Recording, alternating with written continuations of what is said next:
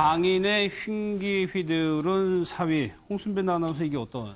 네, 한 20대 부부가 집 앞 주차장에서 부부싸움을 하고 있었습니다. 예. 남편이 아내에게 폭행까지 했다고 하는데요. 그런데 문제는 이 모습을 함께 살고 있었던 장인이 목격하게 된 겁니다. 장인이 말리려고 부부에게 다가가는데 이때 이 남편이 미리 소지하고 있던 흉기를 장인에게 휘두르기 시작합니다.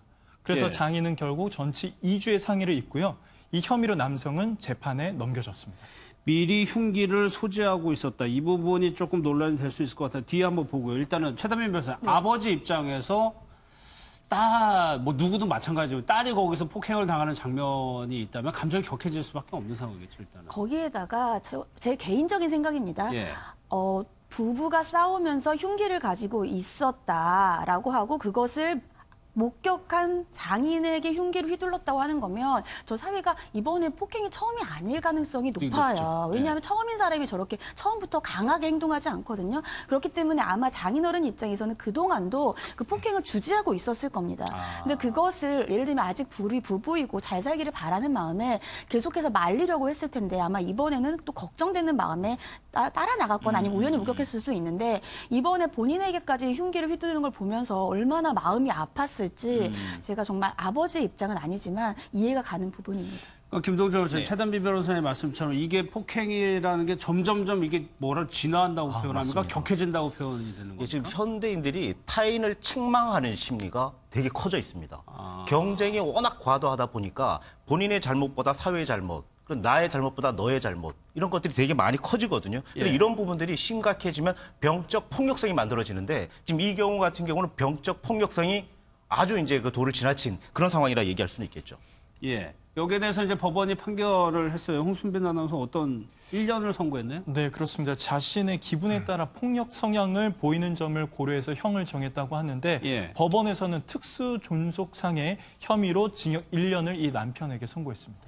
그런데 이 과정에서 이인철 변호사님, 네. 장인이 사위 처벌을 원하지 않는다고 선처를 발했어요. 그러니까 장인 입장에서는 그래도 사위인데 내 딸의 남편이니까 처벌을 원치 않는다. 선처를 바라는 거를 탄원서를 냈는데 법원에서는 그래도 인정하지 않았습니다. 워낙 이 죄질이 안 좋고 예. 저도 이제 실문을 하다 보면은 이 사위라는 사람이 장인과 장모한테 막말을 하는 것은 기본이고 이렇게 심지어는 폭행하는 경우가 꽤 있어요. 의외로 많이 있습니다. 그러면 그럴 경우에 이 장인 장모는 이렇게 선처를 바라는 경우가 많죠. 참 이런 장인은 어떻게 보면 대인배고 이 사위는 정말 페르나하고 어떻게 보면 소인배죠. 근데 이런 경우가 굉장히 좀 많이 있습니다.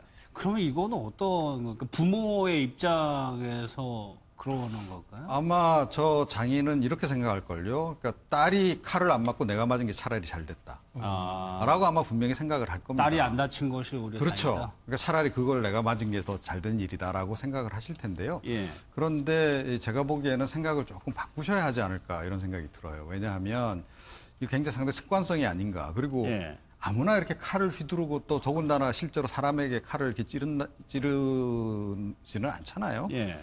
봐서는 조금 전에도 말씀하셨다시피 이 본인의 딸에 대해서도 굉장히 그런 식으로 어떤 협박이라든가 이런 걸 했을 개연성이 굉장히 높아 보이는데 계속 이 부부 상태를 유지하도록만 이렇게 봉합을 하는 것이 과연 근본 맞느냐? 치유법일까? 예. 그러니까 그리고 또 이 장인께서도 평상시에 이 사회의 그런 모습을 보면서 약간 좀 그냥 방치라기보다는 그냥 차마 간섭을 못해서 그냥 이렇게 봐주다 보니까 오히려 일이 좀 커졌을 수도 있겠다 이런 생각도 들어요. 그러니까 해결 오히려 방법이 처음부터 없었을 수도 있겠죠. 조금 더 강하게 꾸짖고 했더라면 이런 일이 없었을 수도 있다. 그래서 그 장인께서도 좀 생각을 조금 달리 하셔야 되지 않을까 이런 생각이 좀 듭니다. 예. 결국에 법원은 징역 특수존속상해 혐의로 징역 1년을 사유에게 선고를 했습니다.